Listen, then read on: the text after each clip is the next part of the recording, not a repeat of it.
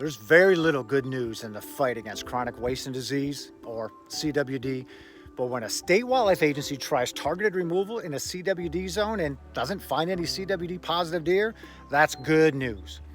Targeted removal is a highly focused attempt after hunting season is closed to find and remove a few more CWD positive deer in spots where previous cases were found.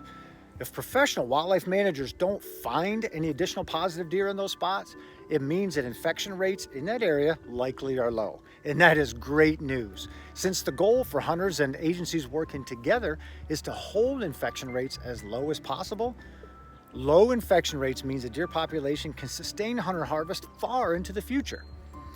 After first discovering CWD in new areas, some states immediately found many additional cases across a broad area. That's not good. That means CWD has been there a while before it was discovered. So if it's difficult to find additional positive deer, that spot is likely in the early stages of an outbreak. And it's much easier to maintain low levels of infection than to fight widespread disease. Now don't forget, targeted removal happens after deer season closes, so hunters have the first opportunity to meet harvest goals in the CWD zone. Targeted removal is only necessary when hunters don't meet those goals. It is a surgical strike with landowner permission that focuses on sites where diseased deer were found previously. Targeted removal affects a small number of deer compared to hunter harvest, in most cases less than 1% of what hunters take.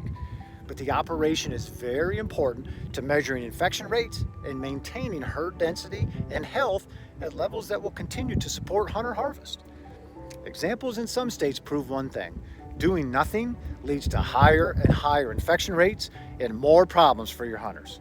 So if you hunt in the CWD zone, help in the fight by meeting harvest goals, getting your deer tested, and supporting targeted removal by your state wildlife agency.